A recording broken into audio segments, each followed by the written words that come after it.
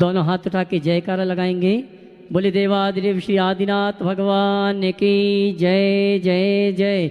देवादिदेव श्री महावीर भगवान की जय जय जय। संत शिरोमणि गुरुवर आचार्य श्री विद्यासागर जी महाराज की जय जय जय। नवाचार्य श्री समय सागर जी महाराज की जय जय जय। गुणायतन प्रेता शंका समाधान भावना एक प्रवर्तक जन जन के संत प्रखर वक्ता बोले परम पूज मनीषी प्रमाण सागर जी महाराज की जय जय जय। मुनिवर श्री निर्वेक सागर जी संधान सागर जी महाराज की। देवी अहिल्या कनगरी मालवा की शान इंदौर के आचार्य श्री विद्यासागर सभागार से सायंकालीन टीवी चैनल का बहुचर्चित विश्वविख्यात शंका समाधान के कार्यक्रम में हम और आप अपनी शंकाओं का समाधान गुरुमुख से प्राप्त करें। उसके पूर्व जनवाणी चैनल के माध्यम से जिस कार्यक्रम को घर में बैठ के देख को सुन रहे हैं उन सभी का और यहाँ पर उपस्थित समस्त श्रावक श्राविकाओं का धर्म प्रभावना समिति सकल जैन समाज इंदौर हार्दिक अभिनंदन स्वागत करता है।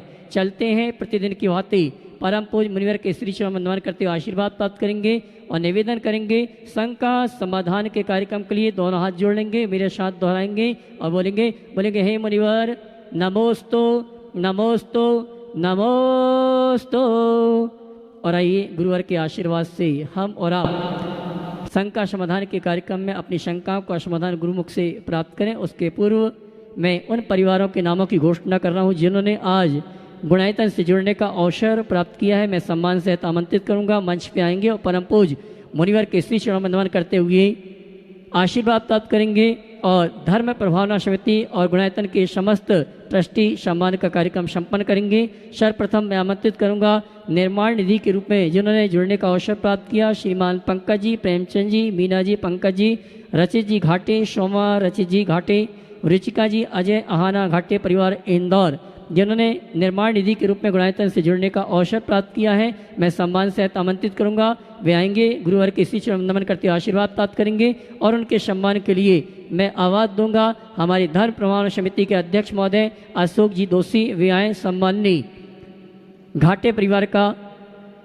धर्म प्रमाण समिति और गुणायतन की ओर से सम्मान का कार्यक्रम संपन्न करें और जोरदार आप ताली बजाकर का सम्मान करें। इसी क्रम में निर्माण निधि में श्रीमती ज्योत्सना जी, भरत कुमार जी शाह बड़ोदरा उपस्थित हैं, तो वे भी आए। परम पूज मुनिवर के श्री चरण नमन करते गुरुवंदना का सौभाग्य प्राप्त करेंगे और उनके सम्मान के लिए आवाज दूंगा। दिलीप जी गोधा वरिष्ठ उपाध्यक्ष और श्रोमणी संरक्षक गुणायतन ये आएंगे। सम्माननीय श्रीमती ज्योत्सना जी, भरत कुमार शाह बड़ोदरा इनका सम्मान का कार्यक्रम संपन्न करेंगे और सहयोग देंगे हमारे अशोक जी शास्त्री। इसी क्रम में आमंत्रित करता हूँ श्रीमती सुरेखा जी, कुमार पाल जी शाह सूरत, इन्होंने भी आज निर्माण निधि के रूप में गुणायतन से जुड़ने का अवसर प्राप्त किया है और इनके सम्मान के लिए मैं आवाज दूंगा। हमारे धर्म प्रमाण समिति के निर्माण संयोजक श्रीमान सुमत जी लोहाड़िया ये आएंगे। सम्माननीय श्रीमती सुरेखा जी, कुमार पाल शाह सूरत इनका महोत्सव कमेटी की ओर से सम्मान करेंगे। इसी क्रम में निर्माण वित्त के रूप में श्रीमती वर्षा जी वे सुनील वाय शाह बड़ोदरा गुजरात जिन्होंने आज निर्माण मित्र के रूप में जुड़ने का अवसर प्राप्त किया है और इनके सम्मान के लिए मैं आवाज दूंगा। हमारे राहुल जी स्पोस्ट आ जाएं, सम्मान का कार्यक्रम संपन्न करेंगे। इसी क्रम में सूत्रधार के रूप में जिन्होंने श्रीमती वर्षा जी वे सुनील जी वास्ता है बड़ोदरा इनके सम्मान के लिए आवाज दी है भाई राहुल जी स्पोर्ट्स। इसी क्रम में सूत्रधार के रूप में गुणायतन से जिन्होंने अवसर प्राप्त किया है श्री दिलीप कुमार जी, श्रीमती सीमा वें शाह, विशाल जी, डिम्पल जी, सिंपल जी शाह बड़ोदरा गुजरात और इनके सम्मान की आवाज दूंगा।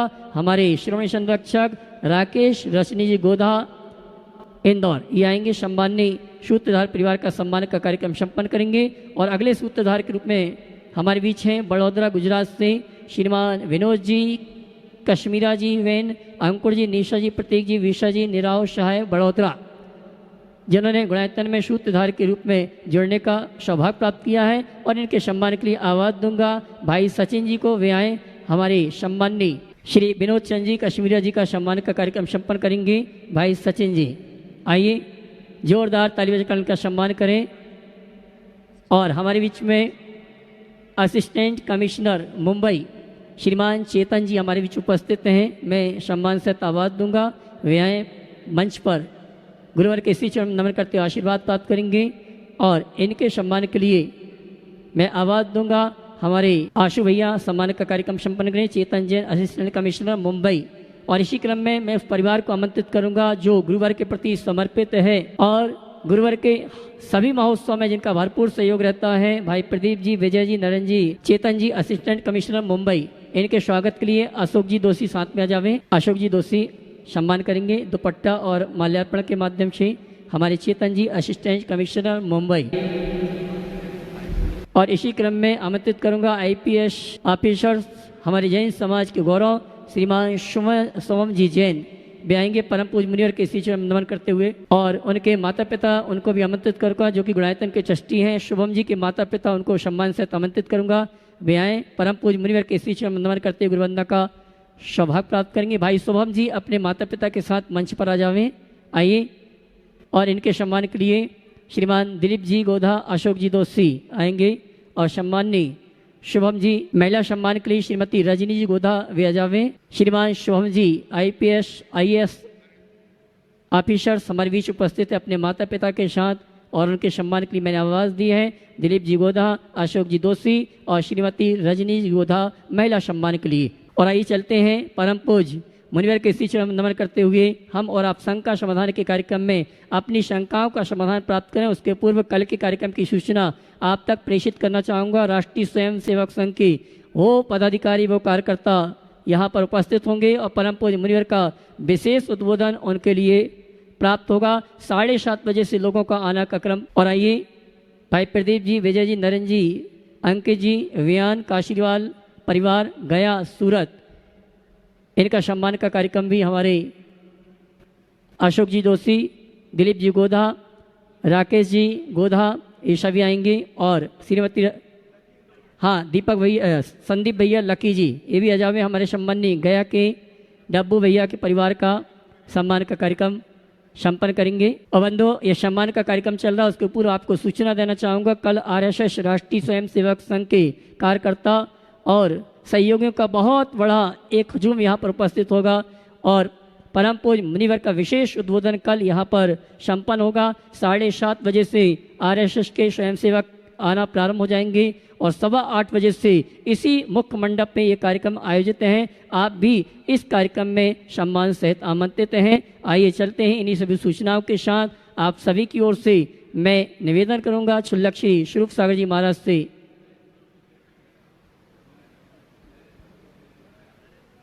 और नरेंद्र जी शेट्टी गुणायतन ट्रस्टी गया, इनका भी सम्मान का कार्यक्रम संदीप भैया करवावे। और आइए चलते हैं क्षुल्लक स्वरूप सागर जी महाराज से निवेदन है आगे के कार्यक्रम के संचालन के लिए दोनों हाथ उठा के जयकारा लगाएंगे। बोले परम पूज्य मुनि श्री प्रमाण सागर जी महाराज की। शंका समाधान के आज के सत्र में प्रथम प्रश्न के लिए आमंत्रित हैं पुष्पा जी पांड्या बेंगलोर से, जो कि आर्टिस्ट और समाजसेवी हैं। और इनके बाद तैयार रहेंगी वीणा जी सलगिया इंदौर से। परम श्रद्धेय महाराज श्री के चरणों में मारो बारंबार नमन। धन घड़ी धन भाग जो हमारा शहर इंदौर में आप पधारिया, घना ही नाराई दिन से पलक पावड़ा बिछाई के आँखें दुखी की आपकी बाट जोई जोई के हम इंतजार करते रहिया। महाराज जी मेरा एक विनती है कि क्या एक दिन आप मालवी में न मारवाड़ी में प्रवचन करो तो घणो ही आनंद आएगो और हम हमारी परंपरा प्रभाती और बधावा गीत गावा न झाला भी देवांगा। ख्यावस राखो जब समय हो जासी। महाराज जी मेरा प्रश्न ये है, कला से संबंधित है। बहत्तर कला के प्रणेता भगवान ऋषभ देव जी ने अपने पुत्र अनंत विजय जी को चित्रकला की शिक्षा दी थी, जिसका अजंता की 10वीं गुफा के मुख्य द्वार पे हमें मुख्य फलक देखने को मिलता है।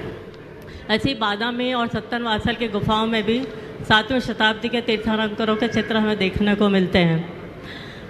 पर महाराज जी अज्ञान या हम इसको प्रचारित नहीं कर पाते हैं।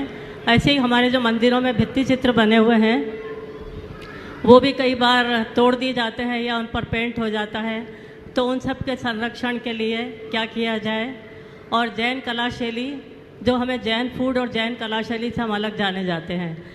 जैन कला शैली एक शैली होती है, इन सब के संरक्षण और सुरक्षित रखने के लिए हम क्या करें, मार्गदर्शन दीजिए।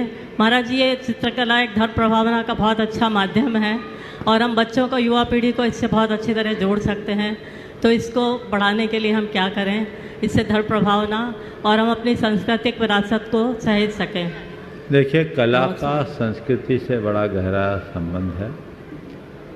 कला के संवर्धन और संरक्षण से हम संस्कृति का संरक्षण और संवर्धन कर सकते हैं। जैन कला जैन संस्कृति को पुष्टि करती है और हमें जैन कला को विकसित करने के लिए उसके प्रचार प्रसार में अपना व्यापक योगदान देना चाहिए।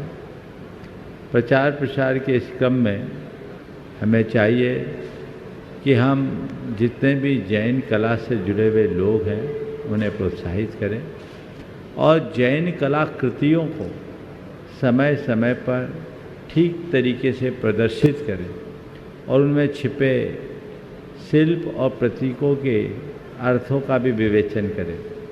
उनका हम जीवन व्यवहार मूलक विवेचन करें ताकि लोग समझ सके कि इस कला का हमारे जीवन से क्या संबंध है।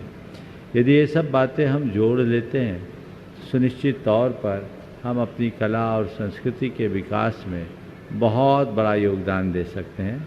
आप जैसे लोग जो काम कर रहे हैं, यदि ऐसा ही प्रोत्साहन सबको मिलता रहे तो उसका परिणाम बहुत अच्छा हो। नमस्ते महाराज जी। अपना प्रश्न गुरु चरणों में रख रही हैं वीणा जी सलगिया, जो कि गुणानंदन ट्रस्टी हैं, और अगले प्रश्न के लिए तैयार रहेंगी अनामिका जी छपारा, जो कि डाइटिशियन है। नमोस्तु महाराज जी, नमोस्तु। ये मेरा नहीं, मेरे बेटे का प्रश्न है कि लौकिक में जो फल फूल जो पेड़ों के ऊपर से गिरते हैं उन्हें गुरुत्वाकर्षण माना जाता है, और हर वस्तु जो अपन नीचे से ऊपर उछालते हैं वो भी वापस नीचे ही आती है, गुरुत्वाकर्षण माना जाता है।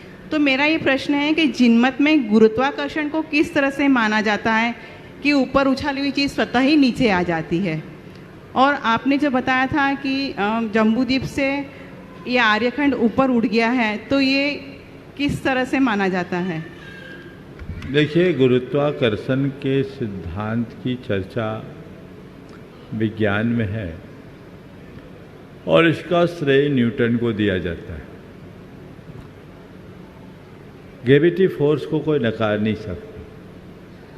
हमारे शास्त्रों में इस तरह की स्पष्ट विवेचना तो देखने को नहीं मिली, लेकिन एक वाक्य से इसमें बहुत सारी बातें अंतर्निहित दिखाई पड़ी। आचार्य अकलंक देव ने तत्वार्थ वार्तिक में, जिसे राजवार्तिक के नाम से जाना जाता है, उन्होंने एक बहुत अच्छी बात लिखी। वहाँ एक सवाल आया कि सिद्ध परमात्मा मोक्ष जाने के बाद इस लोक में वापस क्यों नहीं आते।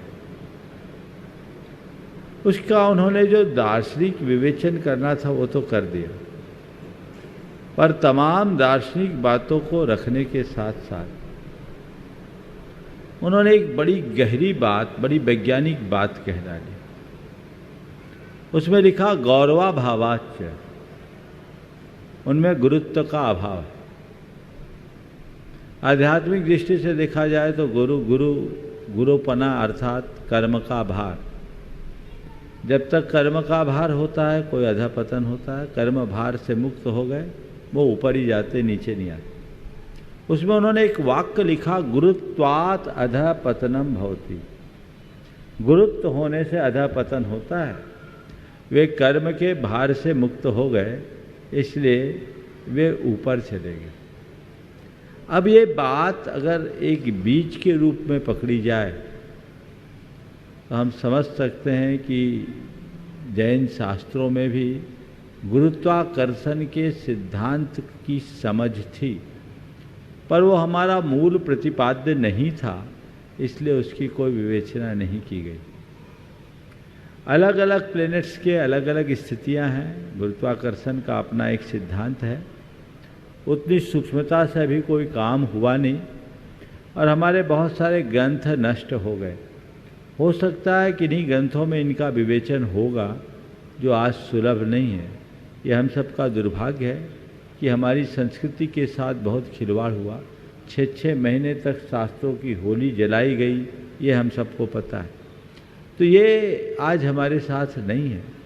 लेकिन जो भी प्रकृति के नियम हैं उन नियमों को जैन धर्म पूरी तरह स्वीकार करता है और ऐसा हो सकता है। इस धरती के एक योजन ऊपर उठने की जो बात है, ये बहुत पुराने कालखंड की बात है और उससे एक संभावनात्मक बात निकलती है जिसकी चर्चा मैंने अपने प्रवचनों और उद्बोधनों में अनेक बार की। ये भी बहुत स्पष्टोल्लेख के रूप में नहीं है, लेकिन इससे दिखता है कि ये सब बातें हो सकती है और उन बातों को समाहित करके हम बहुत सारे हल निकाल सकते हैं। तो जो चीज़ें हैं उसको उसी अनुरूप में देखना चाहिए। नमोस्तु महाराज। अपना प्रश्न गुरु चरणों में रख रही हैं अनामिका जी जैन छपारा से, और इनके बाद तैयार रहेंगे शुभम जी जैन IPS दिल्ली। आचार्य भगवान के चरणों में बारंबार नमोस्तु, मुनिश्री के चरणों में बारंबार नमोस्तु। महाराष्ट्री, मैं वर्तमान में वेलनेस कोच और डाइटिशियन हूँ और मैंने डिटॉक्स के माध्यम से खुद का 36 kg वेट लॉस और दूसरों का भी किया है, बिना दवाई के, फल और सब्जियों के। और मैंने सबसे ज़्यादा इंस्पायर आपसे हुई जब आपने एक ही बार फल खा और सब्जियां लेकर खुद को इतना स्ट्रॉन्ग और खुद को इतना मिरेकली चेंज कर लिया। महाराज जी, सबको ऐसा लगता है कि फल सब्जी खाने से वीकनेस आती है, लेकिन मुझे ऐसा लगा कि भावना योग में इतने पावर हैं, वो आपको देख के समझ में आता है। क्योंकि एक बार ही आपने फल सब्जियां खाई और दिन भर एनर्जी रही, और वो भी 3.5 महीने तक। महाराज जी, जब हम डिटॉक्स करते हैं तो हमको एक दिन में 5 से 4 किलो फल खाने पड़ते हैं, जब जाके भूख शांत होती है और रात कटती है। लेकिन महाराज जी, सिर्फ आपने दिन में एक बार फल सब्जी खा के ऐसा किया, ये निश्चित ही भावना योग का ही चमत्कार है, वरना कोई और चीज़ ऐसा नहीं कर सकती है। मुनिश्री, वर्तमान में मैंने कुछ डाइट प्लान दिए, वो एक्चुअली में डाइट प्लान नहीं है, वो सिर्फ जीवन शैली है। जो इस कुछ समय पहले सुरभि जी पांड्या जी आई थी और उन्होंने बोला था कि हमने ऐसे रोग बना लिए हैं लाइफ स्टाइल के द्वारा कि हम खुद कर्म के उदय नहीं है, वो हमारी लाइफ स्टाइल से बने हुए डिसीजेज हैं। तो उसके बाद मैं डिटॉक्स कर रही थी, तो मुझे ये चीज़ें तो पता है कि क्या क्या खाने से जो नॉर्मल लोग हैं वो पूर्णतः स्वस्थ रह सकते हैं। तो महाराज जी, ये डिटॉक्स प्लान किया, लेकिन सबको ऐसा लगता है कि हम डिटॉक्स करेंगे तो भावना योग कैसे कर पाएंगे। तो महाराज श्री, मैं आपको ये बताना चाहती हूँ कि भाई, भावना योग तो करते हैं तो भावना योग में पूरी बॉडी को कमांड मिलती है। अब आप ऊट पटांग खाते हैं तो भावना योग 2 पार्टों में बट जाता है। पहले तो आपके इतने हैवी खाने को पचाने की कोशिश करता है, दूसरा जो आपने कमांड दी है स्वस्थ रहने की, उसको ठीक करने की कोशिश करता है। तो महाराज जी, भावना योग सिर्फ यदि हम स्वस्थ भोजन करते हैं तो वो पूरी एनर्जी हमको दूसरी कामों में लग जाती है, हमको स्वस्थ करने में।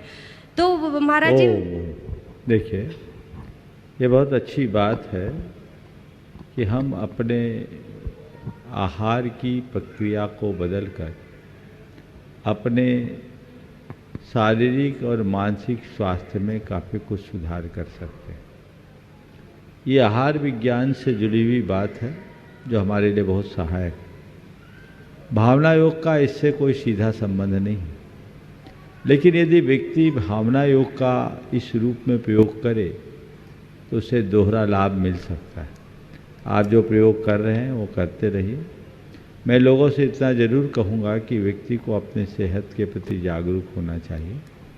जहाँ तक शरीर को डिटॉक्स करने की बात है तो 3 महीना सब्जी खाने की ज़रूरत नहीं है। ये बात अलग है कि हमने एक लंबे समय तक ये किया, लेकिन ऐसा मत सोचना कि इसके लिए इतना हमको करना पड़ेगा, तो वो हिम्मत ही नहीं कर पाएंगे। ये तो धीरे धीरे आपको अपनी चर्या समझनी पड़ेगी। आहार विज्ञान को समझिए और मुझे क्या खाना है, क्या नहीं खाना और क्यों खाना, कितना खाना, ये समझ विकसित हो जाए तो आपको कहने की ज़रूरत ही नहीं है। व्यक्ति को एक बात अपने मन मस्तिष्क में अंकित करनी चाहिए, हम जीने के लिए खा रहे हैं, खाने के लिए हमें नहीं जीना। इतनी बात मन मस्तिष्क में अंकित हो जाए तो उस व्यक्ति की रुचि और प्रवृत्ति भी अपने आप बदलेगी और उसके बदलने से पूरे जीवन में परिवर्तन आएगा। आशीर्वाद। शुभम जी जैन IPS दिल्ली से अपना प्रश्न रख रहे हैं और इनके बाद तैयार रहेंगी अंजना बहन शाह बड़ौदा से पूरे ग्रुप के साथ। नमोस्तु महाराज।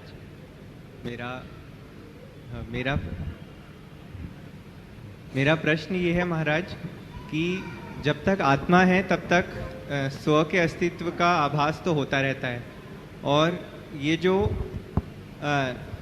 स्व का अस्तित्व है, इसके आभास और अहम में कई बार एक बहुत ही सूक्ष्म सी रेखा लगती है कि कहाँ से अहम शुरू हो गया, कहाँ से मान कषाय शुरू हो गई। इसका भेद करने में बहुत दिक्कत आती है। इसमें थोड़ा अगर आप देखिए, जब तक बहम है तब तक अहम, और बहम मिट गया तो अहम नहीं अरहम। मैं पूरा वाक्य दोहरा रहा हूँ। जब तक बहम है तब तक अहम है, और बहम मिटा तो अहम नहीं अरहम। क्या है स्व का बोध? क्या है स्व के अस्तित्व का बोध? यानी सर्व विशेषणों से मुक्त स्व के अस्तित्व का बोध। मैं हूँ, इस अनुभूति का नाम स्वरूप बोध है, और मैं कुछ हूँ, इस प्रतीति का नाम अहम है। समझ गया? मैं हूँ ठीक, पर मैं शुभम जैन हूँ, मैं आईपीएस अधिकारी हूँ,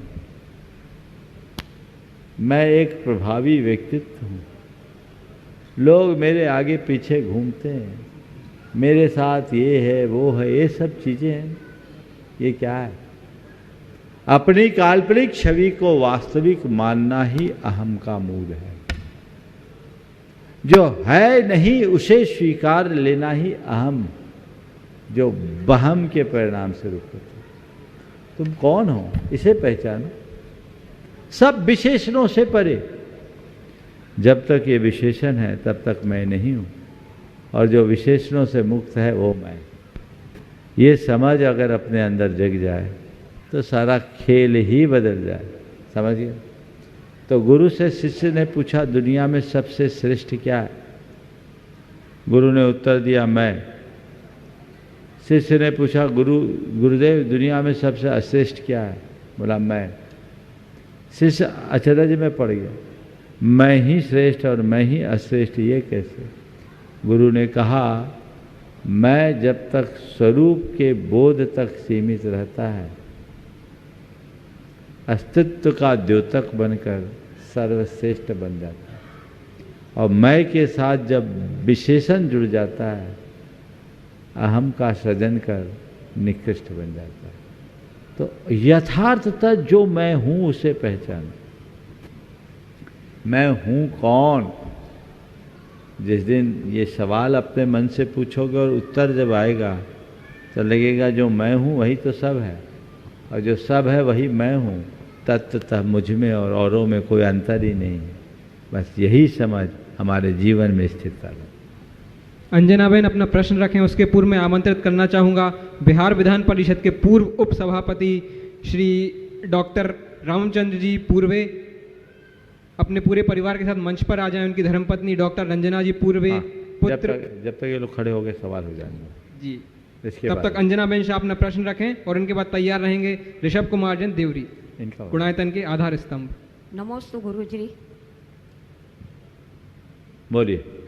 गुरुजी नमोस्तु नमोस्तु नमोस्तु। वडोदरा के पूरे समाज के साथ नमोस्तु। मुगरा जी, हमारा प्रश्न ये है कि हम लोग शाम को मंदिर दूर होता है, मंदिर में शाम को जाते हैं, तो क्या हम प्रदक्षिणा शाम को कर सकते हैं? हमारे यहाँ शाम को प्रदक्षिणा करने की परंपरा नहीं है, तो शाम को दर्शन कर लो, सवेरे प्रदक्षिणा करो। रात्रि में नहीं करते तो मत करो। नमोस्तु गुरु। हाँ, पूर्वे जी। पूर्वे जी अपना प्रश्न रख रहे हैं, और इनके बाद तैयार रहेंगे ऋषभ कुमार जैन देवरी से। गुरु जी के चरणों में नमस्तु नमस्तु। कल तो हमको जो आपके समक्ष अपनी बात कहनी थी हम बोल चुके थे, इसलिए आज कुछ हमको बोलना नहीं है। हम लोग लौट रहे हैं, कल घर पर पहुंचेंगे, तो घर में झगड़ा नहीं रहे। घर के बाल बच्चे कहेंगे आपने तो गुरु जी का आशीर्वाद प्राप्त किया, हम लोगों के लिए क्या आशीर्वाद? बहुत सुंदर। तो वही आशीर्वाद प्राप्त हमारे परिवार के जो लोग हैं उनको आपका आशीर्वाद मिले, क्योंकि आपके आशीर्वाद एक टेलीपैथी के द्वारा उन लोगों को आशीर्वाद मिलेगा, और वह भी एक मानव बनने का प्रयास। बहुत सुंदर। पूर्वे साहब, मैं आपको तो आशीर्वाद देता हूँ, आपके बच्चों को भी आशीर्वाद इसी मंच से देता हूँ, और ये आशीर्वाद और देता हूँ कि अगली बार दो नहीं पूरा परिवार लेकर आए ताकि वो भी जुड़े। बहुत बहुत आशीर्वाद। ऋषभ कुमार, एक प्रश्न है। हाँ पूछिए। ये सिद्धि क्षेत्र है गुरुवर, ये हाँ। जो जैसे आपका कल निर्देश हुआ था कि सिद्धवर कूट जैन मंदिर जाने का, तो वहाँ हम गए थे। सिद्धवरकूट, हाँ। तो ये सिद्ध क्षेत्र क्या है? बहुत सुंदर। सिद्ध क्षेत्र क्या है? जैन धर्म के अनुसार जिस धरा से किसी महान आत्मा को निर्वाण की उपलब्धि होती है उस भूमि को सिद्ध क्षेत्र कहते हैं।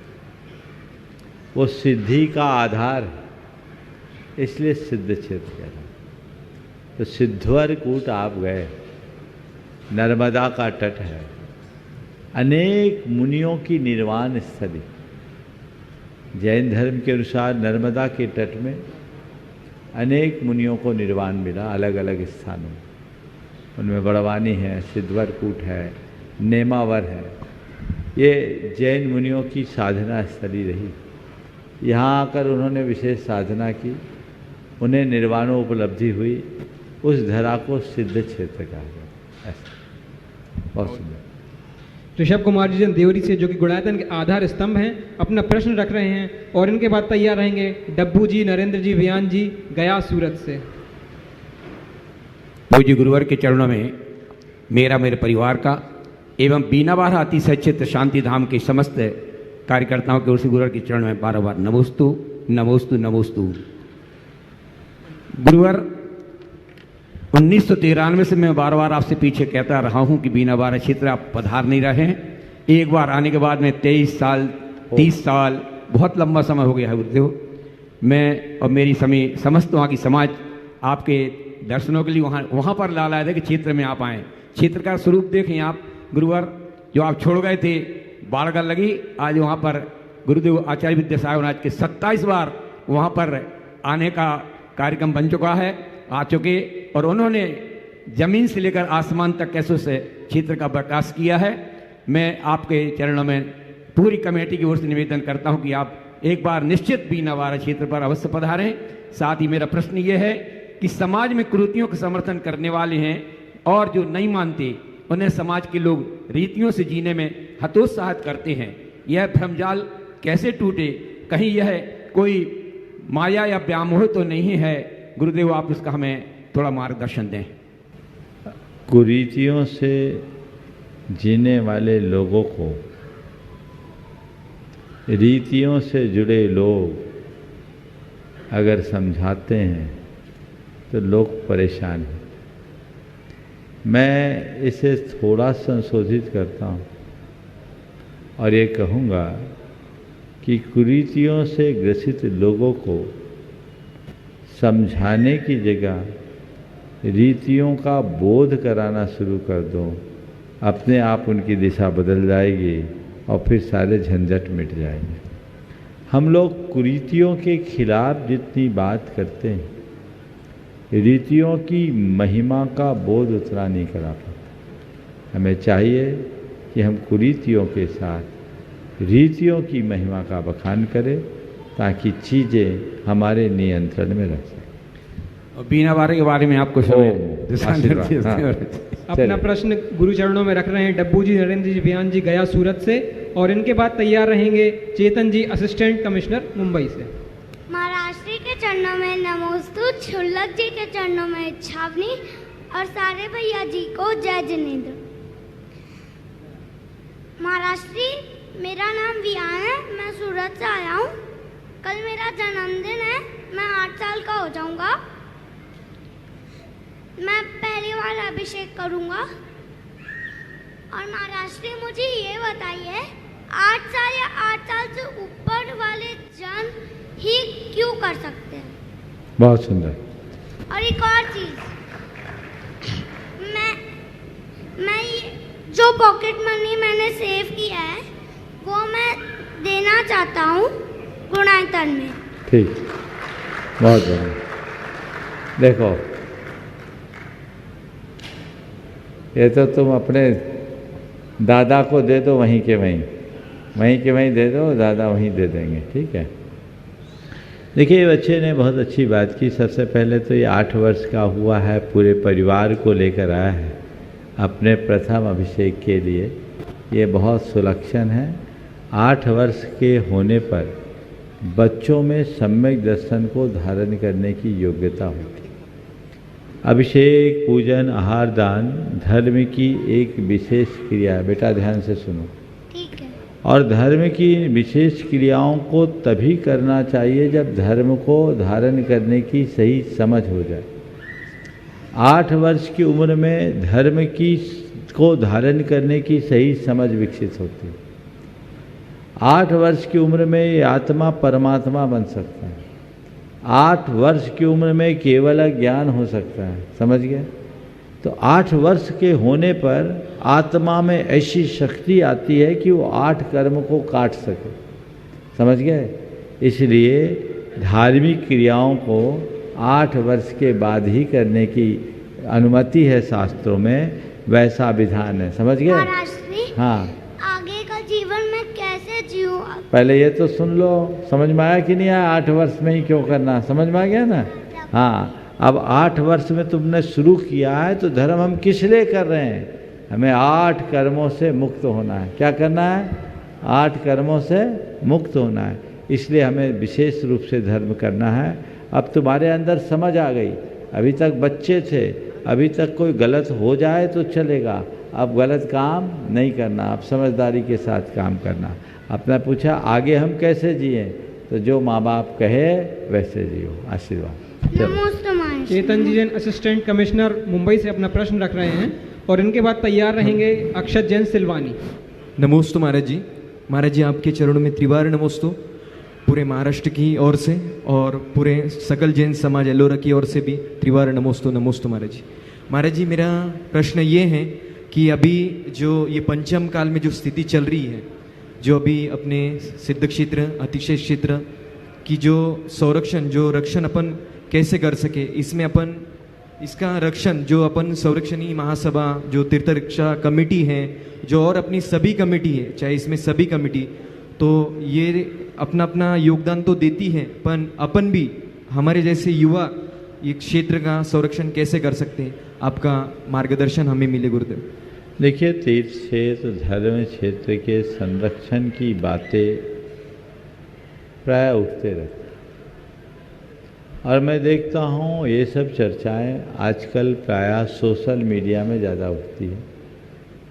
सबसे पहले तो मैं कहूँगा कि ये सब बातें सोशल मीडिया में उठाने की जगह इन्हें ज़मीनी हकीकत में परिवर्तित किया जाए।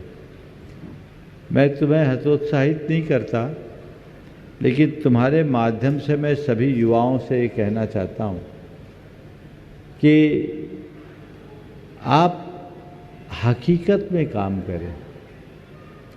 किसी भी तीर्थ के संरक्षण के लिए आगे आना बहुत बड़ी ज़रूरत है, हमें आना चाहिए, लेकिन तीर्थ के संरक्षण को आप तभी कर पाओगे जब तीर्थ और तीर्थ के आसपास के वातावरण को आप अच्छे से समझ पाओ।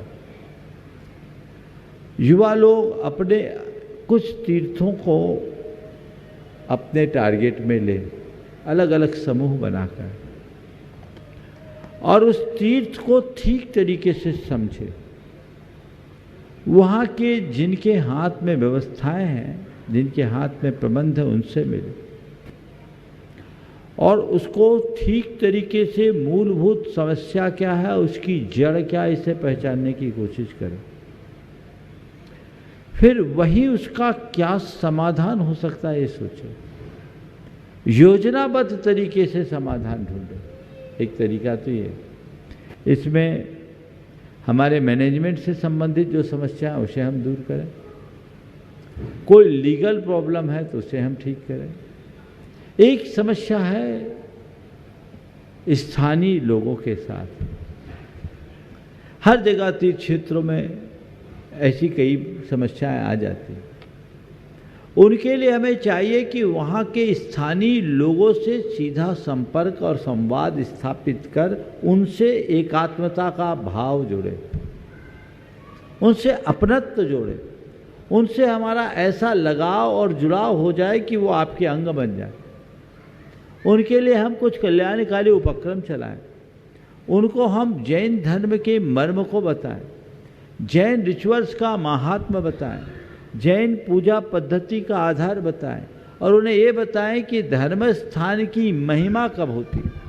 अगर कोई व्यक्ति किसी भी धर्म क्षेत्र में जाता है तो उस धर्म क्षेत्र की मूलभूत भावना के अनुरूप करने में ही उसे पुण्य लाभ मिलेगा, उसके विरुद्ध आचरण करने में महान पाप का बंध होगा। ये पाप कारक क्रियाओं से उन्हें बचाए और उनके जीवन के वास्तविक उन्नयन का पाठ पढ़ाए।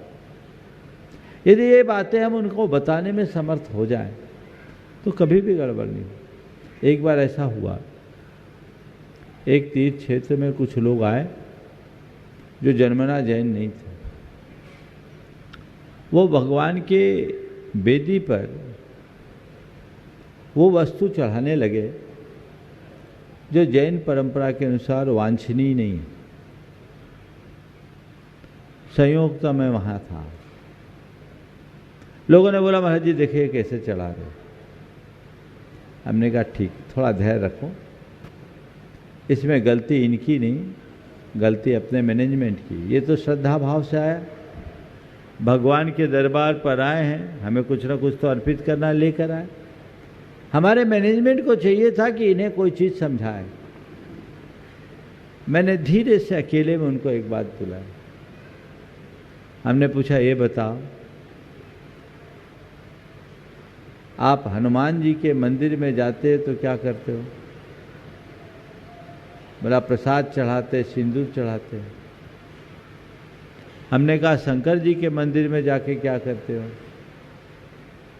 तो बोला बेलपत्र चढ़ाते हैं, फूल चढ़ाते, जल चढ़ाते हैं। हमने कहा जो काम आप हनुमान जी के साथ करते हो क्या वो शंकर जी के साथ करोगे, या जो शंकर जी के साथ करते हो वो हनुमान जी के साथ करोगे? नहीं महाराज उसमें तो पाप लगेगा। तो हमने कहा बस, हर देवता की अपनी पूजा विधि है, जो जैसा देवता तुम उसकी वैसी पूजा करो। ये जैन तीर्थंकर का मंदिर है, यहाँ जैन विधि से पूजा करोगे तो तुम्हें फलेगा, अन्यथा तुम पाप के भागी हो। उसे दोनों कान पकड़े, बाबा हमसे गलती हो गई, हमें किसी ने बताया ही नहीं। तो हमें ऐसी जागरूकता उत्पन्न करने की जरूरत, ताकि लोगों के हृदय में धर्म की सही समझ विकसित हो और धर्मोन्माद से बचा जा सके। हम लोग दूसरे तरीके की बातें कर देते हैं और सोशल मीडिया में ज़्यादा एक्टिव होते हैं, इससे काउंटर रिएक्शन होता है और प्राय ये जो प्रतिक्रियाएं होती है मेरे और तेरे की, इससे बचना चाहिए, हमारे की बात होनी चाहिए। समझ गए? तो हमें व्यापकता से देखना और व्यापकता से सोचने की ज़रूरत है। इस पर बहुत गहन चिंतन और मंथन होना चाहिए। युवा वर्ग की पीड़ा को मैं समझता हूँ। तीर्थ हमारे आन बान शान है, वो हमारे प्राण हैं, उनका संरक्षण करना हमारा दायित्व है। लेकिन ये संरक्षण क्षणिक भावुकता भरे आवेग से नहीं होगा, ये संरक्षण अपने विवेक से ही संभव। ठीक है, नमोस्तु महाराज जी, नमोस्तु। अक्षत जैन सिलवानी अपना प्रश्न रख रहे हैं और इनके बाद तैयार रहेंगे नरेंद्र सेठी गया से। नमोस्तु महाराज जी, नमोस्तु महाराज जी। सभी शुल्लक जी महाराज जी को इच्छा में। महाराज जी दिनकर जी की कुछ पंक्तियां हैं, उन्हीं से मेरा प्रश्न है। वर्षों तक वन में घूम घूम बाधा विघ्नों को चूम चूम, से धूप घाम पानी पत्थर पांडव आए कुछ और निकर है। सचे विपत्ति जब आती है कायर को ही दहलाती है।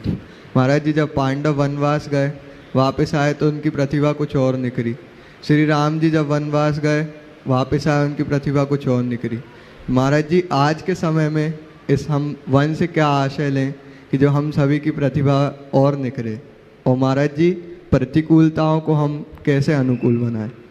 देखिए बात बिल्कुल सही है। आपने रामचंद्र जी का और पांडवों का जो उदाहरण दिया बिल्कुल सही है। मैं तो इतना ही कहता हूँ, हवा की आँच में पकने पर ही मिट्टी घट बन पाती। जब तक वो तपती नहीं तब तक पानी उसे बहा लेती गला देती, लेकिन आँच में पक जाने के बाद जो पानी कल तक उसे बहा लेता था वो घट उसे अपने में समा लेता है, उसे धारण करने में समर्थ हो जाता है। तो जो खुद में तपता है, पकता है, वह मजबूत होता है।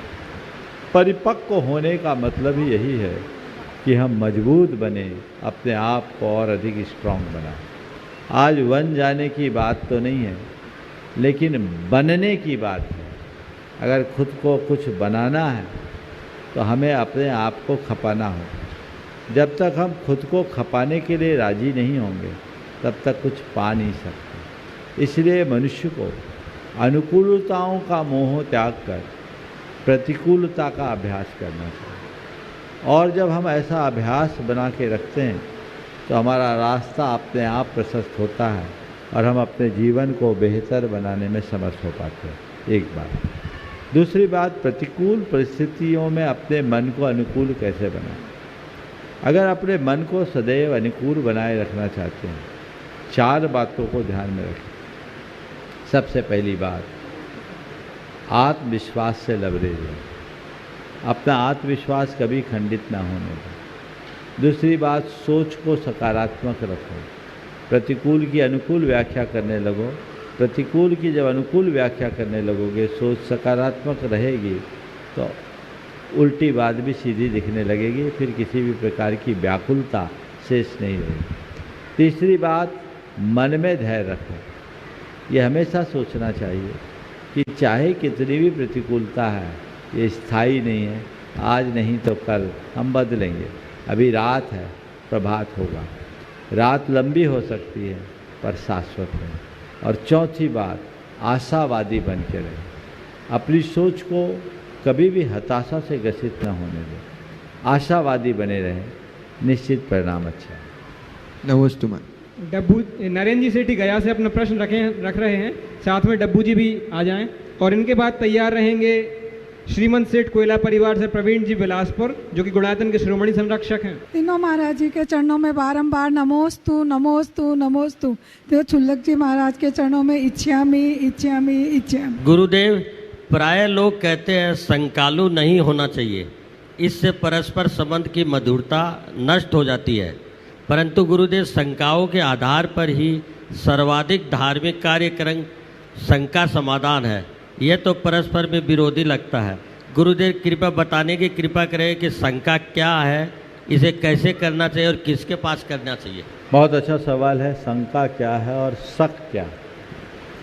शंका समाधान की ओर ले जाती है और शक समस्या को उत्पन्न करती है। हमें शंका में कोई कठिनाई नहीं है, क्योंकि बिना शंका के समाधान नहीं। पर शक हमेशा समस्या पैदा करता है। आप भोजन करने के लिए बैठे हो, धर्मपत्नी ने आपको दाल सब्जी परोसा, और आप अगर अपनी पत्नी से पूछोगे, बाजू में खड़ी है, कि दाल में नमक है कि नहीं, उन्हें कोई परेशानी नहीं होगी। बोलो मंजू जी, होगी क्या? नहीं होगी महाराज जी। दाल में नमक है कि नहीं ऐसा पूछोगे तो उन्हें कोई परेशानी नहीं। और कहीं ये पूछ लो दाल में जहर तो नहीं है, फिर क्या होगा? बोलो। दाल में नमक है या नहीं ये शंका है, और दाल में जहर है या नहीं ये शक है। समझ गए?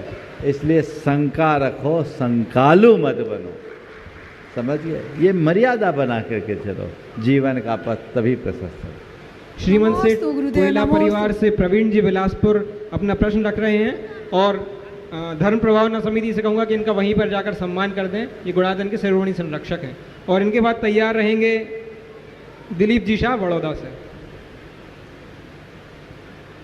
महाराज जी को मेरा बार नमोस्तु एवं एलक जी को इच्छामी। ये बहुत खुशी की बात है कि हमारी भाभी जी का संलेखना चल रहा है, और हम लोग ऐसे भगवान से कैसी प्रार्थना करें कि सब परिवार को ऐसी सद्बुद्धि दे कि वो इसी मार्ग पर चलने की कोशिश करें।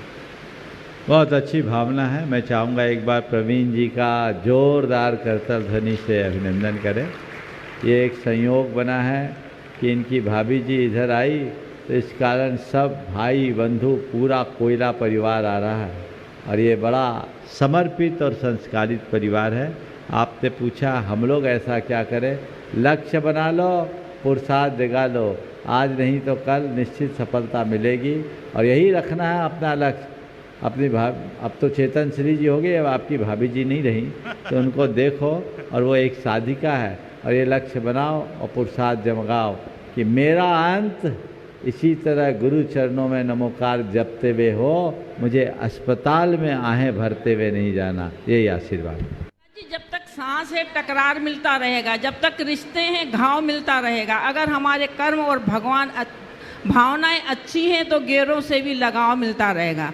महाराज जी, जब सूर्पनखा ने एक छोटी सी गलती करी तो उसके पीछे उनको दोनों वंश का नाश हुआ, और जब रावण ने एक गलती करी तो उनने अपनी लंका जला दी, और जब रावण की मृत्यु हुई तो उनकी 16,000 रानियों ने दीक्षा धारण कर ली। तो उनके कैसे भाव ऐसे उत्पन्न हुए? महाराज जी नमोस्तु। देखो ऐसा है, जिनकी होनहार खराब होती है वो अच्छे निमित्त का भी दुरुपयोग करते हैं, और जिनकी होनहार अच्छी होती है उनके लिए गलत निमित्त भी वरदान बन जाता है। रावण की रानियों की होनहार अच्छी थी, इसलिए उनको ये प्रसंग भी उनके कल्याण का कारण बन गया, ऐसा समझना चाहिए। नमोस्तु महाराज। बोलिए परम पूज्य आचार्य गुरु बोले परम पूज्य मुनि श्री 108 प्रमाण सारणी महाराज की जय।